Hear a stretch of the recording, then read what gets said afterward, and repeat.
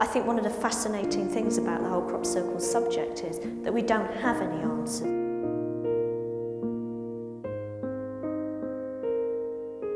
You will never convince those people who do not want to believe.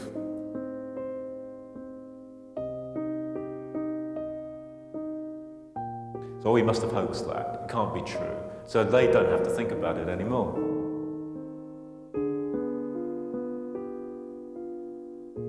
One of the most profound lessons of history for me is the recognition that we don't know.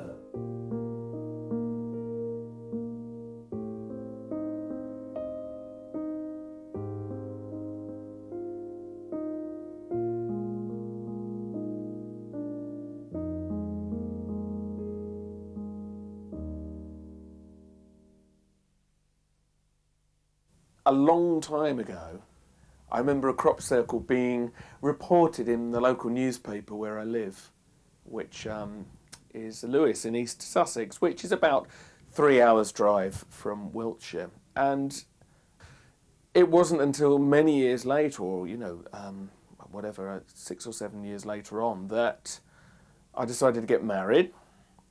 And on a honeymoon, we went to Wiltshire. And of course, when we got to Wiltshire, there were crop circles. So I had the chance to actually have crop circles all around, and I thought, well, I'm going to see some while I'm here. I'm actually going to look at them. And it's difficult to explain, but I remember the very first crop circle that I ever saw.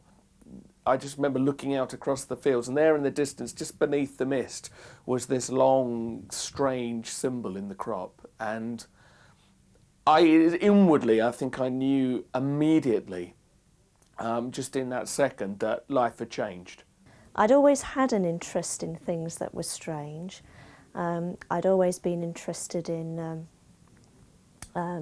ghost stories, the paranormal, that kind of thing, and so the crop circle had instant appeal for me. I first saw my first crop circle on British television back in 1990. On seeing the first formation, there was something about it that was just so extraordinary. It was something almost looked as though it shouldn't be there, this great big shape in a field. And the kind of shape that I hadn't really seen before. There was something very strange about it. It was almost as if something in the back of my head was saying, but you know what this is. And it was like there was a million words on the end of your tongue, and yet you just couldn't say them. They weren't going to come out of your mouth. And I was just hooked right from the beginning. I had been an architect and a teacher of architecture, and to a lesser extent then I was writing. But I was interested through the middle and later 80s in the crop circles. I had never seen them, but I saw photographs and they were entirely circular in their nature, developing into the quintuplet or 5 dice spot. But I was interested, but certainly not at that stage engaged with this phenomenon. I thought it was very curious, but I thought at that stage that somehow these enigmatic circles could perhaps be explained. I saw my first crop circle in 1982, and at the time I think it was, to me anyway, something that was probably linked to the UFO phenomenon. And I saw a picture of a crop circle in a local newspaper near Winchester in Hampshire. And it was just a circular depression in the crop. And obviously I went along to the crop circle to have a look, as many people did at the time. And I think really that is when it sort of sparked my imagination. And as the crop circles appeared through the years, leading up to 1990, to me, it was almost like the UFO phenomenon was trying to make itself known. My immediate thought was that here is something which is from somewhere else. I didn't think it was aliens, I didn't think it was the weather, I don't know what I thought, but I just knew that it was coming from another place. I remember when I got back from my honeymoon, and I was very, very excited by the crop circles, and I think my new wife, was immediately somewhat concerned that I'd suddenly become very obsessive about these shapes in the fields. And up to that point, I've been a musician, very much involved in trying to make it big in the music business. I was writing songs, I was gigging, and that was really all that mattered to me at that point. But suddenly, here came something that I hadn't expected, something in my life that was demanding time, that was demanding more from me than anything else had up to that point, apart from music. And that really led me off into a whole other way of thinking, which I know is true for many other people who came into crop circles, that what it does, it suddenly makes you look again at everything you thought you understood about the universe around you. And from that, you begin to realise there's so much you don't know. There's so many layers of information and subjects which linked into crop circles, starting with UFOs, psychic phenomena, so many different aspects that suddenly you have to know something about to try to understand these shapes, because, the more people that I began to meet when we started our organisation, the more I began to realise there were so many different viewpoints on crop circles. I didn't always live in the south of England. I used to live in the Midlands, in a place called Mansfield. And during the summer of 1992, there were several crop circles in Mansfield, because actually crop circles happen all over the UK, not just in the south of England. And during the summer of 1992, there were 4 formations, all within less than a mile of my house. And to me, it was like somebody leaving a calling card. And I actually spent many hours during that summer walking to these formations and just spending some time inside them and just thinking about what all of this meant. But in 1990, really my whole life changed. As I said before, as a young boy, I was interested in the paranormal and UFOs, read many books and magazines, etc. But in 1990, we had a major event, major crop circle, the first big crop circle in Wiltshire, a place called Eastfield, Alton Barnes.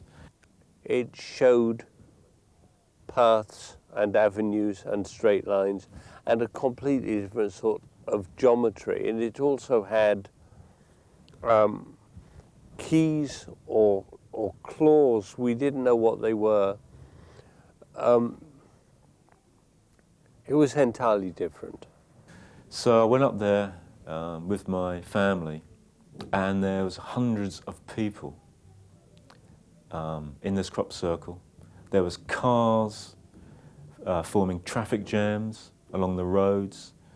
The farmers were going mad because they couldn't get on with their work, or the tractors couldn't get past the roads. I mean, it was absolute mayhem. It was a real circus, basically. But it was almost the whole of Britain had come down to this field in Wiltshire. And there was some magic in the air. It was almost like this was it. The major event, something from another universe, another planet, had eventually made contact with us.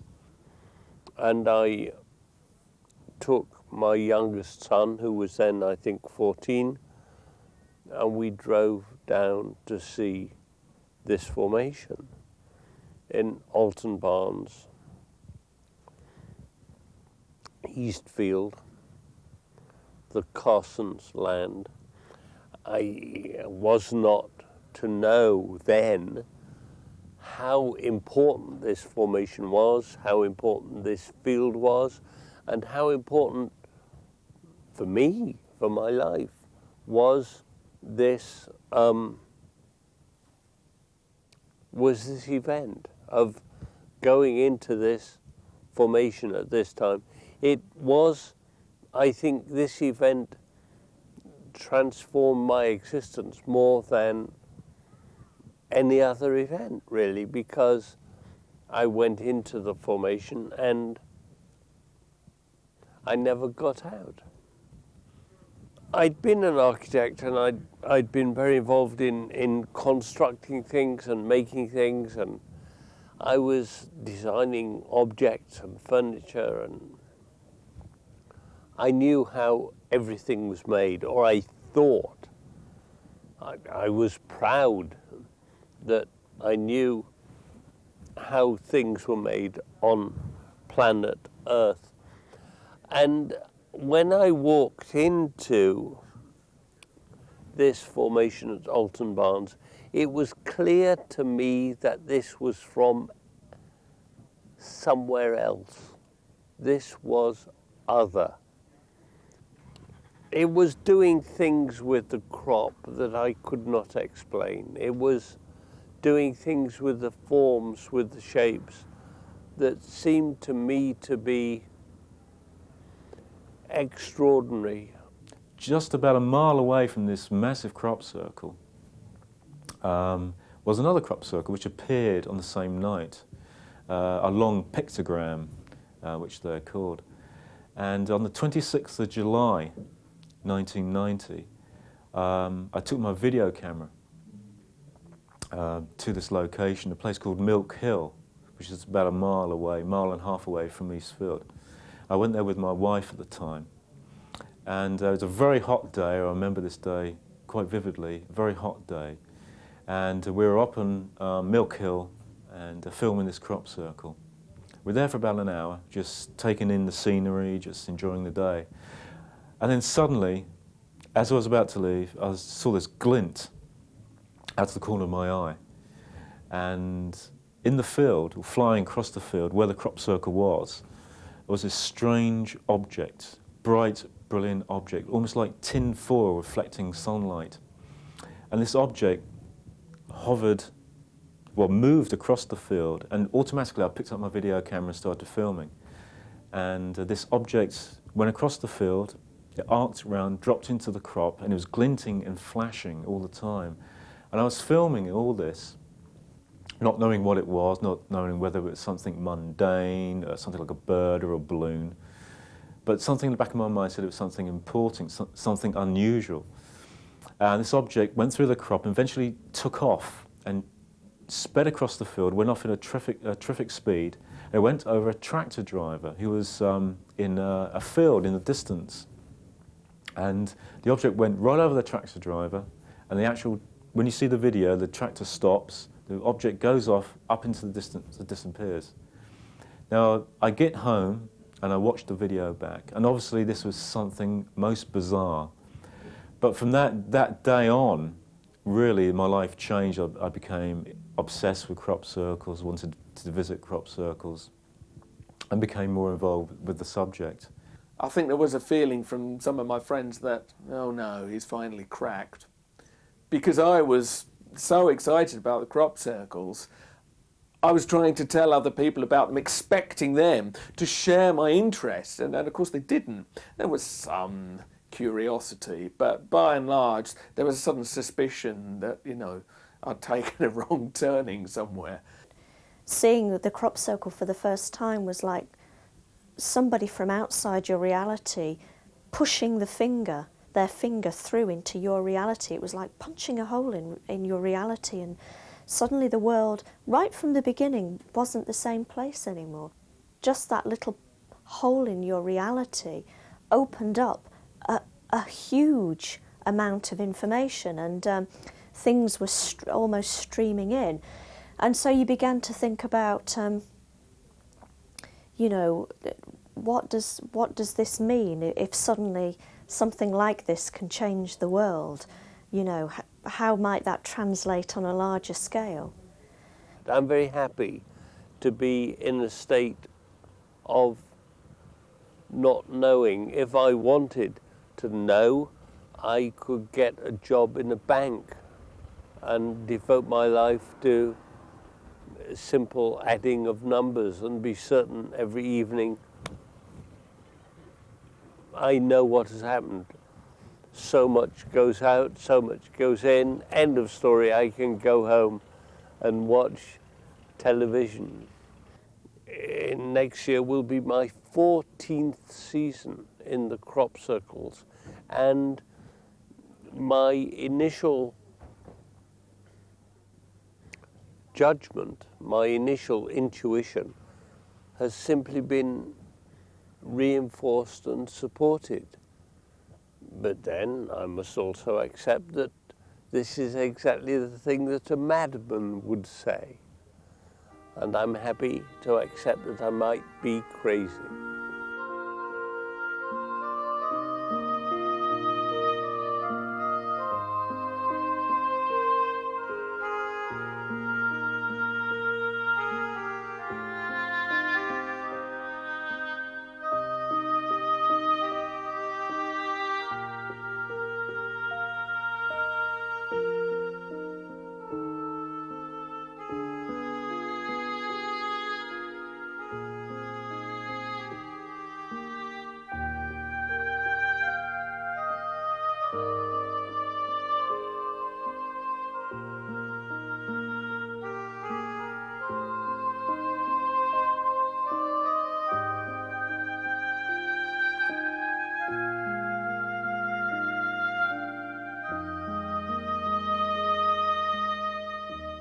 But when something like this comes into your life changes forever, and the people that are actually around you, your family, your wife, parents, they can see a change in you.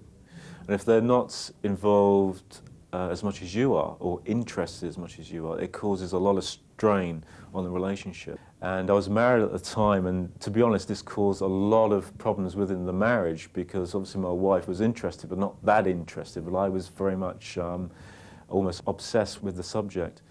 So what eventually happened was that my marriage broke up, and we went our separate ways. But my interest really gathered and gathered and gathered. So it was really in '94 that I started the crop circle photography, which I do now. And I realized that this subject needed recording and really needed publicity. From there, I decided I wanted to make contact with other people, because this had been such a wonderful experience. And it had added a dimension to my life that hadn't been there before. I wanted to make contact with other people and see what their experience of this was as well. What you find is people will now come up to me at lectures afterwards and say, well, I've never told anybody this, but... And they will then tell you of the UFO they once saw, of the ghost that they once saw. Of one lady came up and told me she was a white witch, but that she dare not tell her friends. But suddenly people become open to you and can tell you this, and there's a sense of relief in them that they can open out to you.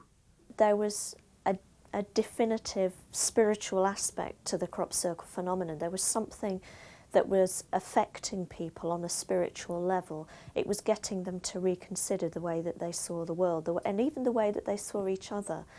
There was something about these shapes in the fields that were affecting people on a very deep level. And that was very interesting for me, because part of my work outside the crop circles is as a therapist, and so meeting people and discussing how this very strange phenomenon was changing people and changing people's views and perceptions of themselves and the world was absolutely fascinating, because you were watching that transformation before your very eyes. One of the more interesting aspects of the crop circle experience has been the very deep friendships that have been formed. I and all my colleagues have formed lasting and very fulfilling relationships through the involvement with the crop circles. And at this stage, after all these years, I have to accept that the development of close personal relationships becomes a part of this phenomenon, an integral part of this phenomenon. Very often, looking back, I find historically that the people who did not form friendships very quickly fell by the wayside in some way. They lost interest or disappeared. Those people who I still speak to and who I deal with and work with and have real respect for happen to be friends of astonishing closeness. I mean, I find this remarkable because we are sharing something that I never had before. I mean, Michael Glickman calls it the crop circle community, which it is really. And in that community, you've got all different types of people. You've got people who are humorous, people that are bizarre, people that are got some wacky ideas, people that are scientific. And then outside of that bubble, you've got people like my parents, like my neighbours, and it's a different world. I live a different life to how they live. And when you introduce people to this subject, they don't realise what is happening with the crop circles, UFOs, whatever. They don't realise what's happening because they don't read it in the newspapers. They don't see it on the television. And when it is on the television and in newspapers, it's treated in a very sort of jokey way. It's trivia. So I began, I think as most researchers do, to looking at the prosaic, going out, measuring the formations, drawing them, getting involved in some of the sampling and testing into, you know, soil samples, crop samples, and documenting as well, keeping a record and documenting the formations. And that seemed like a very important thing to do. To sort of, it gave you a sense of purpose almost to go out and make sure that a good catalogue and a good record of all these events were kept. I think one of the most exciting things about crop circles is the people that you meet, because there are so many opinions about crop circles. There's many different pathways that people are taking, and the more people that you meet, the more you find that they are also interested in other things, and they then open doorways into finding out about this subject or that subject. And it's wonderful because crop circles are acting as a focus for all these threads to come together, and you find yourself being exposed to ideas that you would never have dreamt of maybe in the years before you knew about crop circles. And I mean, certainly, one of the best examples that I can give of that was meeting a man called Paul Bure, and that led on to a number of experiments that we carried out with our group in Sussex. One of the weak spots of crop circle research was that there was no video showing you a crop circle appearing. And we thought, well, if you could have this video showing people a crop circle appearing underneath lights or from nowhere, obviously it's going to be, as we thought, much harder for the skeptics to deny that. But the problem is, how do you know when a crop circle is going to appear? How do you know what place to be in? So we thought we'd do it the other way round. So using Paul Bure as our main psychic, although we did use others as well during our experiments, we started to convey messages and would say to Job, his spirit guide, right, well, will you speak to the circle makers and tell them we want them to make a crop circle at this place at this time, and we'll be there with cameras, and then that way maybe we can film a crop circle forming. So it sounds very naive now, but this was the idea. So we started to divine dates, places, through a long process of events, which there isn't time to speak of here, but eventually we found a place and a time and a date, 27th of July, 1993.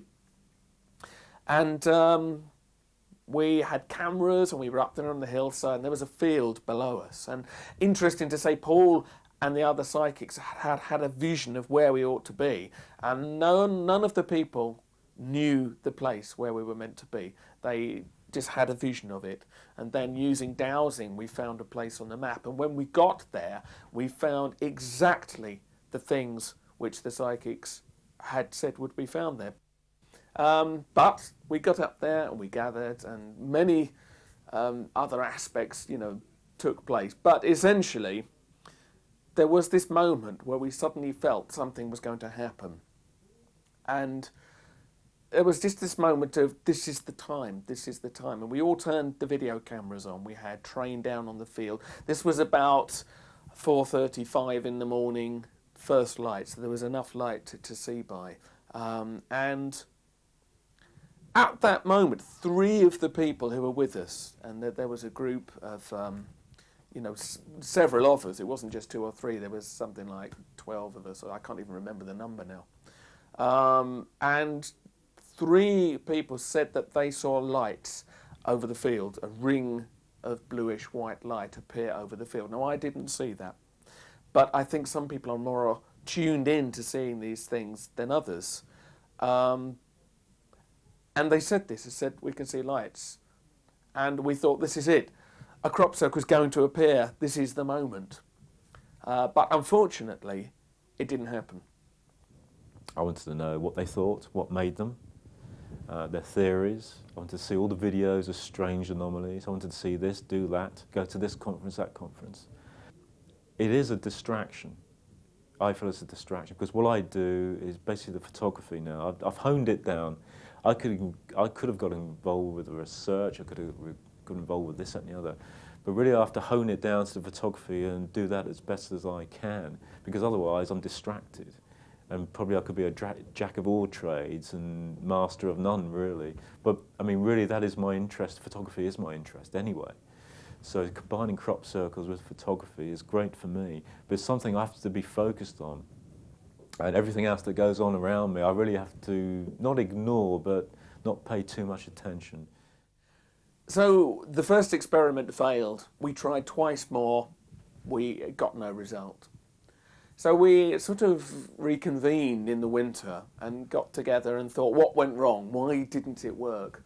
And Michael Green, a crop circle, well-known crop circle researcher, suggested that maybe we ought to contact what he called the guardians. And there is a belief amongst some people that there are sort of spiritual guardians who live in certain areas of the countryside.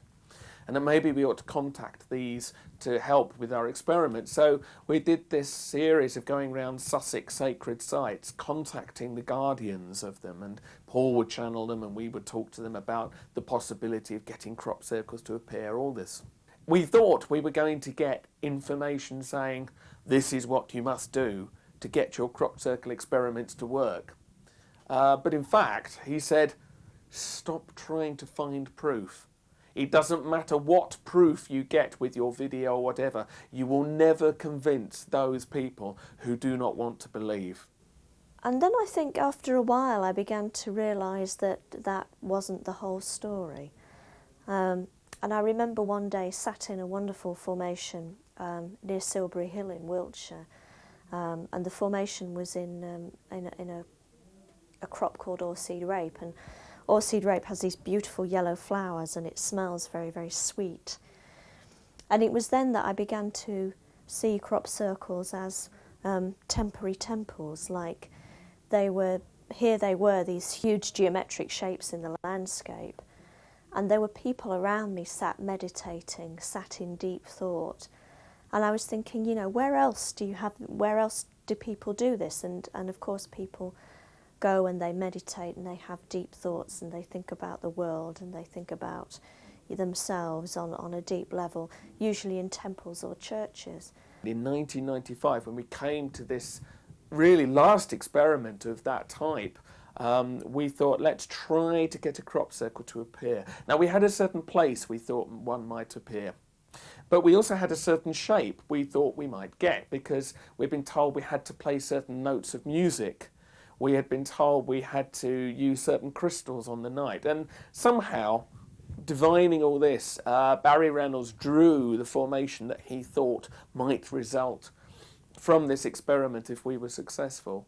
And we meditated, we visualised a crop circle appearing, and we went home. We weren't expecting to see it in front of us. That was not the idea this time. I think the pressure to expect to see the crop circle forming in front of us was leading to too much worry and stress, and I think that was not good for the experiment working. So this time, if a formation appeared anywhere that night, but preferably in our sight where we wanted it, we would have been happy. Well, that night, not in the site we expected, but, you know, a few miles away, exactly the formation that we had drawn appeared in the fields on the night that we carried out that experiment. And in essence, it was sort of 3 rings, 2 rings, and a single circle at the end.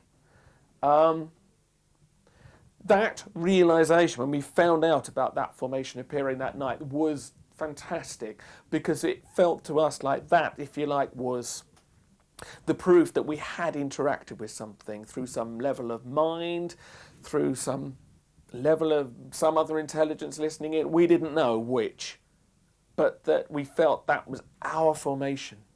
And it was a lovely formation, many wonderful qualities to it that, as far as we're concerned, could not be explained by human beings making it. To us, that was proof that we needed. But we realised that would not count as proof to the big scientific world outside in the big wide world. And I think then, a year later, in 1996, when the famous, some would say infamous, Oliver's Castle video came forward, which purports to show a crop circle forming beneath these lights, we saw what would have actually happened to us had we actually ever videoed a formation appearing. Because I don't know whether that video is genuine or not genuine, but within weeks of this Oliver's Castle video coming out, the attacks that were made on it, the vicious scepticism from people saying this cannot be real, it's special effects, and the bitterness and the division that this video caused, and is still causing 6 years, whatever, later, that showed us that that would have happened to us had we been successful in getting our so-called proof video. We had gathered that evening to do this meditation, and each of us, after the meditation, drew down on a piece of paper the kind of shapes that we had managed to intuit during the meditation. And I collected all the pieces of paper in, and I kept them. And that evening there had been 7 of us meditating in the group, which was about the normal size for the group. It wasn't always 7, sometimes there were more, sometimes there were less. But on that particular evening there were 7. Later on during the summer it was the 7th of July, which is the 7th day of the 7th month. And on that day a wonderful formation appeared at a place called Charlie Knoll, which is in Leicestershire, in the Midlands of England. And because that was kind of our patch, we were all terribly excited about it, and we drove out to look at the formation. And it was this beautiful cruciform shaped formation. It was the most amazing formation we'd ever had in that part of the country, the most sophisticated formation we'd ever had in that part of the country. And as we gathered to go and have a look at it, everybody had a feeling that this was very, very special. And as part of one of our meetings, I actually then got out the pieces of paper that we had drawn, and I realised, to my complete surprise, that this formation had 7 major components within this crucifix shape, and it incorporated all of the shapes that those 7 people had drawn during that meditation. But I think the important thing is to show people what's happening and really to encourage them to get out in the fields. Because they can ask me, what do you think, Steve, about this subject? What makes crop circles? And I think that's too easy. That's too easy. I had to go through a period I went through a period of doubt in '94, but I did truly believe that the majority of crop circles were man-made. And I had to go, a lot of people did it also, and they kicked the subject into touch. They said, "It's not for me, I think they're all man-made," and they've left the subject. A lot of people that were well known in the early 90s have left the subject. I thought, well, there's more to this, and I went back to my sighting in 1990, the video I took in 1990 of the ball of light. It was saying something to me, that video, because there was a lot, not only did I take the video, but there was a lot of events that took place on that day, the synchronicities that led up to that day, that said that this is supposed to happen to you, and there's something here. So I kept with that in '94, and I said, well, I can't believe all this has been for nothing. My involvement, my interest has been for nothing. So something must be going on, and it's a question of faith. Michael Glickman really was the person that introduced me to the concept of the crop circles incorporating some kind of sacred geometry into their design. And as I began to think about that a little bit more, I began to see shape not just as an arbitrary thing, but I began to think more deeply about what shape was. And the more I thought about it and the more I read about it, the more I realised that actually what shape is vibration. And that form itself is a response to vibration. And I thought, wow, that's a key, because, you know, human beings themselves were all made up of vibrating particles. And although we're all part of the same vibration, the vibration of mankind, which is what makes us into the species we are also have our own nuances which makes us individuals. And I began to think about what it would be like if, sitting in these formations, we were somehow being affected on a very subtle level by the vibrations that were created in the landscape by these shapes. And I began to think, what a fantastic way to evoke change within human beings is to affect them on this very subtle level. I've no answers. I just see in a small environment how people are changed by seeing things like the crop circles and their experience. But how do you change the whole world? What will actually make that happen? Now, what I'm doing personally is sending images out all over the world. And hopefully they will see them, as people will say. Actually, I sent a book to someone who lives in Lebanon, and he made him think about different things, about the subject. And he talked to his parents, because he saw my book. He had a sighting of a UFO, and he then would talk to his parents afterwards, and he never talked about it before. And of course they were slightly disturbed by this. But the book was a trigger for him to tell the story. So it's drip, drip, drip, drip. I mean, what I do is really very, very, very, very small. What Karen does is small. Michael, Andy Thomas, everyone involved with the subject, the crop circles, is very, very small. But and there's other people involved with other subjects that, you know, probably opening people's eyes. The people interested in the phenomenon can be split. This has occurred over the last 3 or 4 years, can be split cleanly into two sides, two camps. There is not a split between them, there is the Grand Canyon in between them. They will never meet again. On the one side, there are those people who are desperate to use big hammers to force the crop circles into a conventional current explanation, hoaxing, science, anything which our 20th and 21st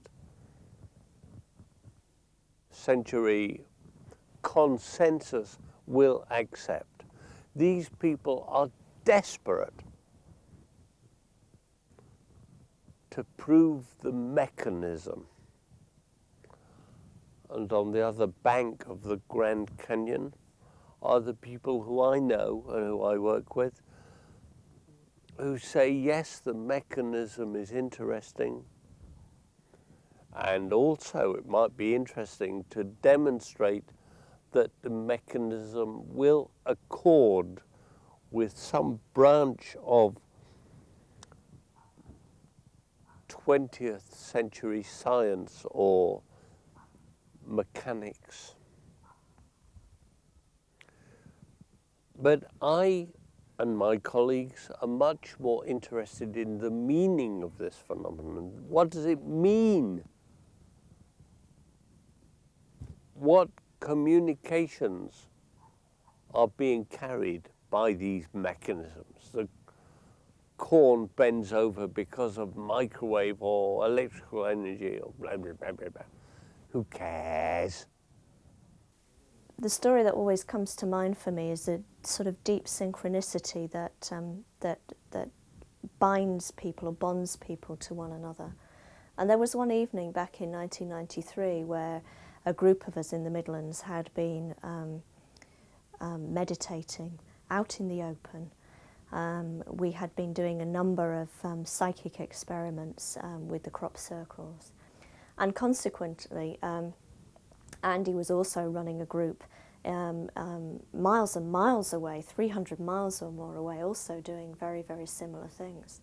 I was leaving a friend's house one night in the week that we were carrying out one of our big experiments, and I saw these two lights. And this evening we had sat down to do our meditation, and we just began to get ourselves sorted and to begin to feel relaxed when suddenly somebody pointed up in the sky and said, "Look, you know." And it was a beautiful starlit evening, and there was the moon was out, we could see the moon. And suddenly, close to where we could see the moon in the sky, there was this object in the sky. And in fact, there were two. There was one larger one, and behind it, one smaller one. One wiggling about, moving very quickly behind the other. And I'm not silly. I know what an aeroplane is. I know what a helicopter is, and these were not anything like that. And we were all sat fascinated. It was absolutely huge, this thing, and we could see it in the sky. And we were all sat transfixed to it for a while before it kind of disappeared in the corona of the moon, and we didn't see it again. And what I didn't know at that point was that somewhere else in the country, Karen Douglas was seeing the same lights when she was out on a night watch with crop circle people from her part of the country.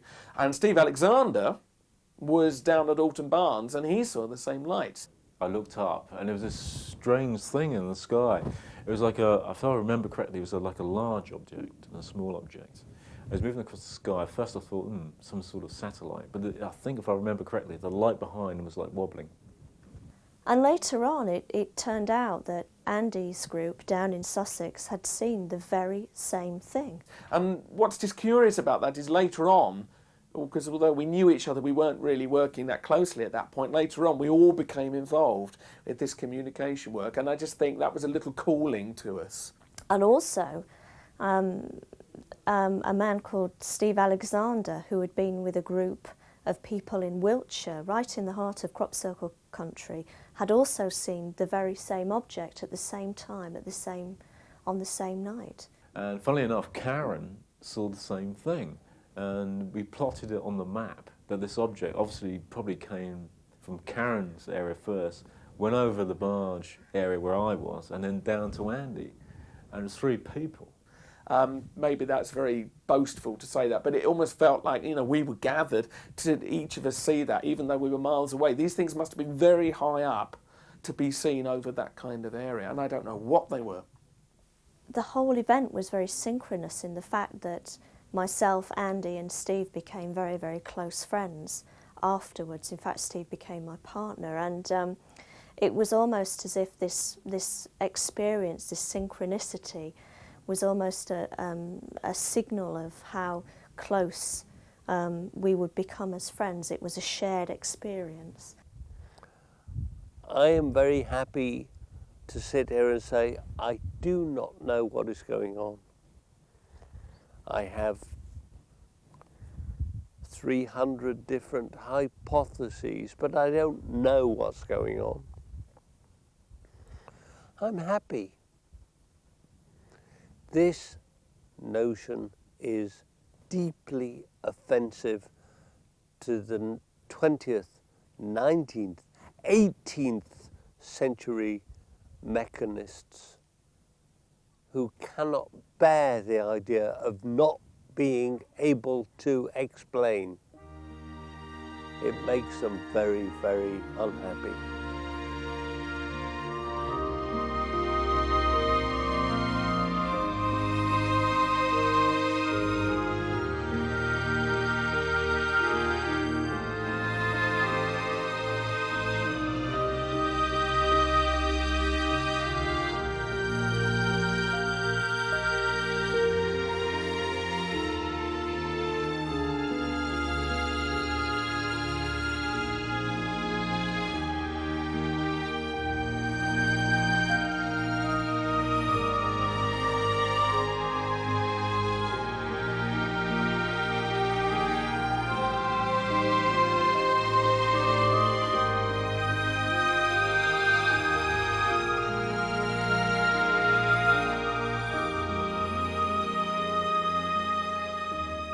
The way that I now view the crop circle subject is that, you know, that's exactly what this is designed to do. It's designed to make us look at the world in a very, very different way. It's designed to show us in a very genteel way that you don't have to have the answers to everything. I think one of the fascinating things about the whole crop circle subject is that we don't have any answers to it. You know, after 20 years of investigating the circles, that we still don't know who makes them, why they're made, how they're made. We don't know any of those answers at all. And I think that is a wonderful mirror for the way that, you know, that we can look at this world, that we don't have to have the answers. We don't have to be able to nail everything down. We don't have to be able to write a paper about it or have a PhD about it. That we can just accept the world as it is, and that actually the world is a magical place where, you know, where we can have experiences and we can take on board, and these wonderful synchronicities happen. We don't have to question it. We don't have to understand where it comes from. We just take the gifts as they come and we use them. Crop circles, they don't give us answers. They only give questions. They're out there in the fields throwing questions at us. If they gave the answer next to it as to what this symbol meant, it would be pointless and nobody would believe in them anyway. People often ask me how I think crop circles might change the world, or if I think crop circles will change the world. And I think my answer to that is that they already are changing the world. And I think they may change the world in several ways. I think the first way that they will change the world is that they do offer people a different way of looking at the world, and they offer people a vision of the world where things are still, there is still some magic in the world, where we can take some things on faith and that we don't have to understand everything that's happening. And I think that's a very wonderful gift for those people who are able to receive that. What is the importance of crop circles to the world? I do not know, but I'll have a guess. And one guess which I've dealt with extensively is the sense that the crop circles are one part of a large array of phenomena which are supporting a dimensional shift. I believe we are in the middle of a shift of dimension, of frequency, of vibration, which is going to elevate humanity to a position in which we can normally, as part of our everyday existence, access components of our mind and our spirit which our culture has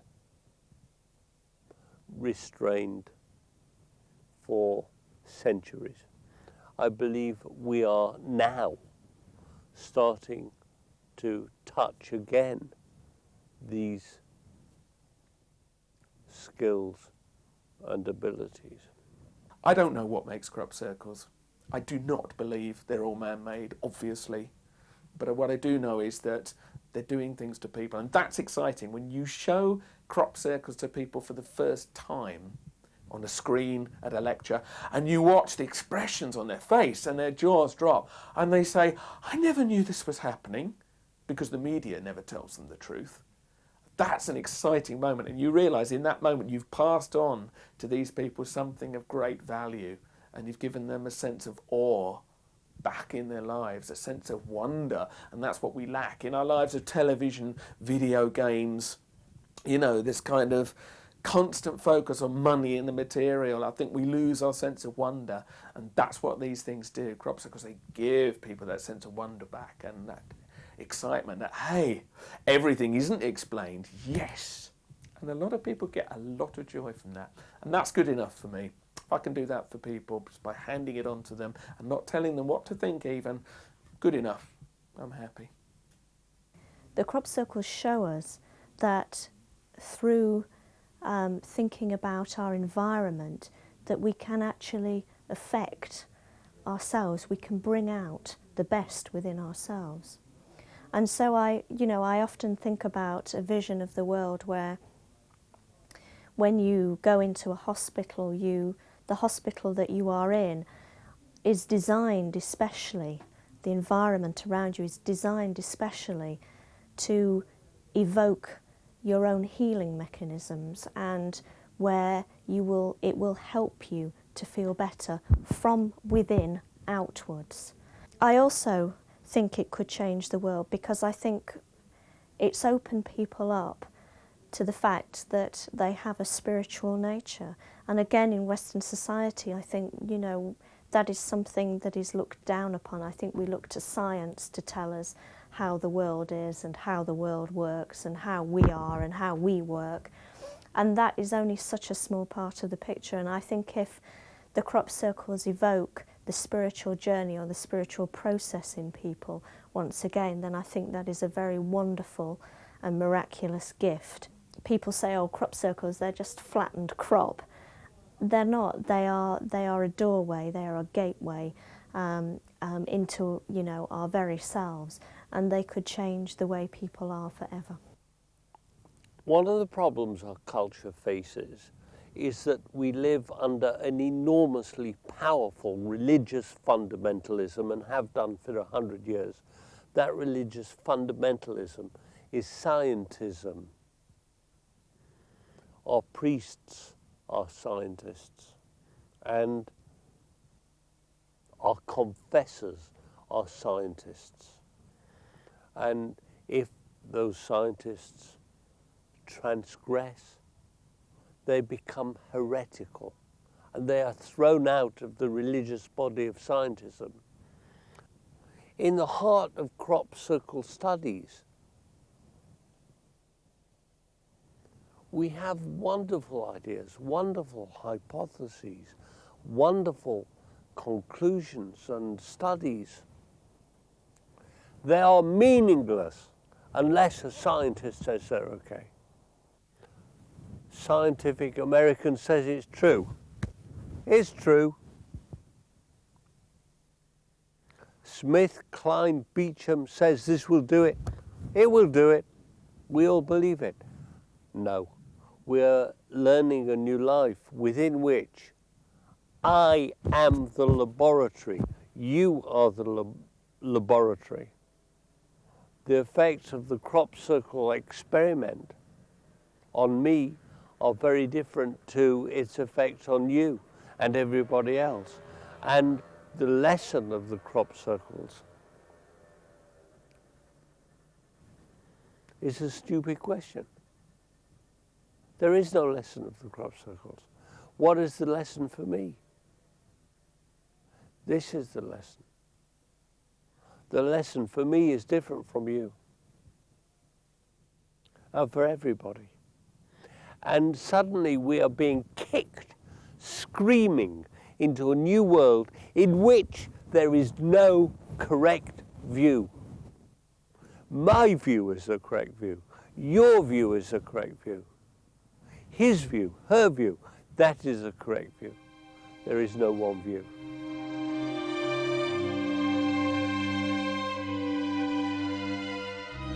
Having believed that spiritual growth was dependent on knowledge, I was sad and discouraged that there was too little time to read all the books which I thought were required to arrive at the truth. Then slowly I realized that, in any case, truth has flowed within us forever, and it is enough only to recognize the deep current, to open up to it, and to collect it freely into your own veins. And thus I see clearly how the books try uselessly to describe that which, magnificent and in great humility, moves without a voice.